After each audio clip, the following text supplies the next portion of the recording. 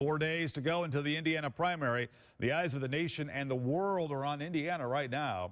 WSBT-22's Patrick Roth is here. And Patrick, for some people, that can't come soon enough. Yeah, Rick, if you're one of those people who really doesn't like politics, well, this has been a really rough couple of weeks for you. It seems like we've been talking about this primary for years at this point. Some people just want this whole thing to be over with. And that's an increasingly common feeling. It's hard to believe, but it's been a little less than 3 months since this primary election officially started with the Iowa caucus.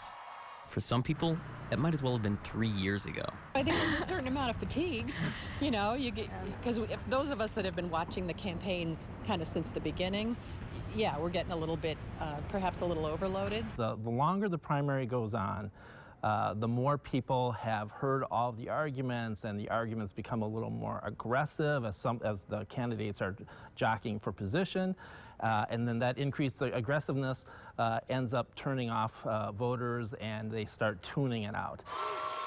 This campaign has certainly been long and aggressive, and that means the candidates have to work harder to keep voters interested. It can be really hard to have a rational conversation about it. Sometimes it's easy to just not talk about it at all. So yeah, that can definitely add to a lot of exhaustion. And the only thing that you can do is try to bring up new arguments, new issues, but at this point, the voters have seen a lot of who these candidates are, and they know who they are at this point. So there's not much you can really do to shake things up in that sense. There is one thing candidates have going for them here.